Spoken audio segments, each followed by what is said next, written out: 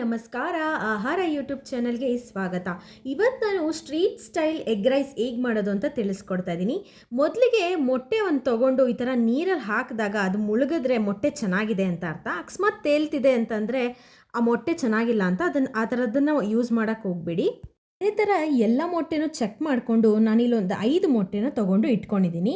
ಬನ್ನಿ ಏನೇನು ಬೇಕು ನೋಡ್ಕೊಬರೋಣ. ಮೊದಲಿಗೆ ಸ್ವಲ್ಪ ಕೊತ್ತಂಬರಿ ಸೊಪ್ಪು, ಹಾಗೆ 1 ಕ್ಯಾಪ್ಸಿಕಮು ಹಾಗೂ 2 ಈರುಳ್ಳಿನ ತೊಗೊಂಡು ಕಟ್ ಮಾಡಿ ಇಟ್ಕೊಂಡಿದ್ದೀನಿ. ಹಾಗೆ ಸ್ವಲ್ಪ ಬೀನ್ಸು, ಹಾಗೆ 1 ಕ್ಯಾರೆಟು, ಹಾಗೆ 1 ಸ್ಪೂನ್ ಆಗೋಷ್ಟು ಟೊಮೆಟೊ ಕೆಚಪ್ಪು, ಹಾಗೆ 1 ಸ್ಪೂನ್ ಆಗೋಷ್ಟು ಚಿಲ್ಲಿ ಸಾಸ್ನ ತೊಗೊಂಡು ಇಟ್ಕೊಂಡಿದ್ದೀನಿ. ನಾನೊಂದು ಕುಕ್ಕರ್ ಇಟ್ಕೊಂಡು ಅದಕ್ಕೆ 4ರಿಂದ 5 ಸ್ಪೂನ್ ಆಗೋಷ್ಟು ಎಣ್ಣೆನ ಕೂಡ ಹಾಕ್ಕೊಳ್ತಾ ಇದ್ದೀನಿ. ಹಾಗೆ ಈ ಎಣ್ಣೆ ಎಲ್ಲ ಚೆನ್ನಾಗಿ ಕಾದ್ಮೇಲೆ ನಾನು ಇದಕ್ಕೆ ಒಡೆದಿಟ್ಕೊಂಡಿರೋಂತಹ ಮೊಟ್ಟೆ ಕೂಡ ಹಾಕ್ಕೊಳ್ತಾ ಇದ್ದೀನಿ. ಈಗ ನೀವು ನೋಡ್ತಾ ಇರ್ಬೋದು, ಈ ಮೊಟ್ಟೆಗೆ ನಾನು ಸ್ವಲ್ಪ ರುಚಿಗೆ ತಕ್ಕಷ್ಟು ಉಪ್ಪನ್ನು ಕೂಡ ಆ್ಯಡ್ ಮಾಡ್ಕೊಳ್ತಾ ಇದ್ದೀನಿ. ಹಾಗೆ ಇದಕ್ಕೆ ನಾನು 1 ಚಿಟಿಕೆ ಆಗೋಷ್ಟು ಅರಿಶಿನ ಕೂಡ ಹಾಕ್ಕೊಳ್ತಾ ಇದ್ದೀನಿ. ಇದನ್ನೆಲ್ಲ ಚೆನ್ನಾಗಿ ಮಿಕ್ಸ್ ಮಾಡ್ಕೊಳ್ಳಿ. ಈ ಮೊಟ್ಟೆ ಏನಿದೆ ಅದೆಲ್ಲ ಚೆನ್ನಾಗಿ ಆಯಿಲಲ್ಲಿ ಫ್ರೈ ಆಗಬೇಕು. ಈಗ ನೋಡ್ತಾ ಇರ್ಬೋದು ನೀವು, ನಾನು ಒಂದು ಸ್ವಲ್ಪ ಅಚ್ಚ ಖಾರದ ಪುಡಿ ಕೂಡ ಹಾಕ್ಕೊಳ್ತಾ ಇದ್ದೀನಿ ಇದಕ್ಕೆ. ಈ ಹಂತದಲ್ಲಿ ನಾವು ಉಪ್ಪು ಖಾರ ಹಾಕ್ಕೊಳ್ಳೋದ್ರಿಂದ ಮೊಟ್ಟೆಗೆ ಎಲ್ಲ ಕಡೆನೂ ಚೆನ್ನಾಗಿ ಹಿಡಿಯುತ್ತೆ ಉಪ್ಪು ಖಾರ ಅನ್ನೋದು. ಹಾಗೆ ಇದನ್ನು ಚೆನ್ನಾಗಿ ಆಯಿಲಲ್ಲೇ ಫ್ರೈ ಮಾಡ್ಕೋಬೇಕಾಗತ್ತೆ. ಅದು ಎಣ್ಣೆ ಬಿಟ್ಕೊಳ್ಳುತ್ತೆ, ಅಲ್ಲಿವರೆಗೂ ನಾವು ಫ್ರೈ ಮಾಡ್ಕೋಬೇಕು. ಹಾಗೆ ನೋಡ್ಬೋದು ನೀವು ಎಣ್ಣೆ ಎಲ್ಲ ಯಾವ ಥರ ಬಿಟ್ಕೊಂಡಿದೆ ಅಂತ. ಈ ಹಂತದಲ್ಲಿ ನಾನು ಪೆಪ್ಪರ್ ಪೌಡ್ರನ್ನ ಕೂಡ ಸ್ವಲ್ಪ ಹಾಕ್ಕೊಳ್ತಾ ಇದ್ದೀನಿ. ಆ ಪೆಪ್ಪರ್ ಅನ್ನೋದು ಏನಿದೆ ಅಲ್ವಾ, ಅದೆಲ್ಲ ಚೆನ್ನಾಗಿ ಮಿಕ್ಸ್ ಮಾಡ್ಕೋಬೇಕು ಎಲ್ಲ ಕಡೆ ಸ್ಪ್ರೆಡ್ ಆಗೋವರೆಗೂ. ಈಗ ಮೊಟ್ಟೆ ಎಲ್ಲ ಚೆನ್ನಾಗಿ ಆಯಿಲಲ್ಲಿ ಫ್ರೈ ಆಗಿದೆ.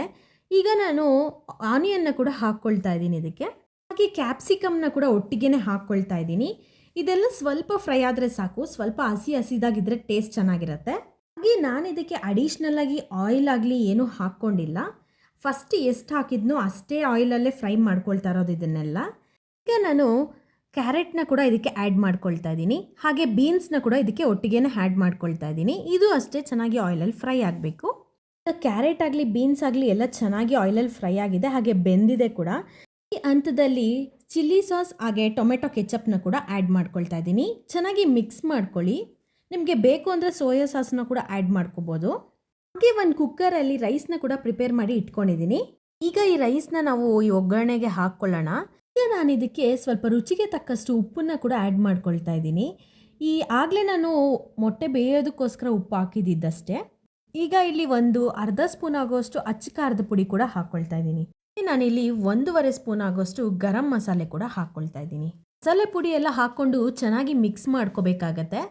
ಹಾಗೆ ಈ ರೆಸಿಪಿ ನಿಮ್ಗೆ ಇಷ್ಟ ಆದರೆ ಒಂದು ಪುಟ್ಟ ಲೈಕ್ ಕೊಡಿ, ಹಾಗೂ ಕಮೆಂಟ್ ಬಾಕ್ಸಲ್ಲಿ ತಿಳಿಸಿ. ಹಾಗೆ ನನ್ನ ಚಾನಲ್ಗೆ ಯಾರು ಸಬ್ಸ್ಕ್ರೈಬ್ ಮಾಡ್ಕೊಂಡಿಲ್ಲ ಅಂದರೆ ದಯವಿಟ್ಟು ಹೋಗಿ ಸಬ್ಸ್ಕ್ರೈಬ್ ಮಾಡ್ಕೊಳ್ಳಿ ಹಾಗೂ ಸಪೋರ್ಟ್ ಮಾಡಿ. ಈಗ ನಾನು ಕಟ್ ಮಾಡ್ಕೊಂಡು ಇಟ್ಕೊಂಡಿರೋಂತಹ ಕೊತ್ತಂಬರಿ ಸೊಪ್ಪನ್ನು ಕೂಡ ಇದಕ್ಕೆ ಆ್ಯಡ್ ಮಾಡ್ಕೊಳ್ತಾ ಇದ್ದೀನಿ. ಈ ರೆಸಿಪಿನ ನೀವೆಲ್ಲ ಯಾರೂ ಟ್ರೈ ಮಾಡಿಲ್ಲ ಅಂತಂದರೆ ದಯವಿಟ್ಟು ಹೋಗಿ ಟ್ರೈ ಮಾಡಿ. ಹಾಗೆ ಸೇಮ್ ಯಾವ ಥರ ನೀವು ಸ್ಟ್ರೀಟ್ ಸ್ಟೈಲಲ್ಲಿ ಯಾವ ಥರ ತಿಂತಿರೋ ಅದೇ ಥರನೇ ಇರುತ್ತೆ, ಸೇಮ್ ಟು ಸೇಮ್. ತುಂಬಾ ಟೇಸ್ಟಿಯಾಗಿರುತ್ತೆ. ಹಾಗೆ ನಿಮ್ಮ ಮನೇಲಿ ಚಿಕ್ಕ ಮಕ್ಕಳಿದ್ರೆ ಅವ್ರಿಗೂ ಕೂಡ ಮಾಡಿಕೊಡಿ, ಅವ್ರಿಗೂ ತುಂಬಾ ಇಷ್ಟ ಆಗುತ್ತೆ. ಹಾಗೆ ಈ ಮಳೆಗಾಲದಲ್ಲಿ ನೀವೇನಾದರೂ ಬಿಸಿ ಬಿಸಿ ಸ್ಪೈಸಿ ಏನಾದರೂ ತಿನ್ನಬೇಕು ಅನಿಸಿದ್ರೆ ಈ ರೆಸಿಪಿನ ಟ್ರೈ ಮಾಡ್ಬೋದು. ಹಾಗೆ ಇದಕ್ಕೆ ಹಸಿ ಈರುಳ್ಳಿನ ಮೇಲೆ ಉದುರಿಸ್ಕೊಂಡು ತಿಂದರೆ ತುಂಬಾ ಟೇಸ್ಟಿಯಾಗಿರುತ್ತೆ. ನೀವು ಒಂದ್ಸಲ ಟ್ರೈ ಮಾಡಿ. ಹಾಗೆ ಇದೇ ಥರ ರೆಸಿಪೀಸ್ಗೋಸ್ಕರ ನೆಕ್ಸ್ಟ್ ವಿಡಿಯೋಗೆ ವೇಟ್ ಮಾಡ್ತಾ ಇರಿ. Thanks for watching. ಬಾಯ್.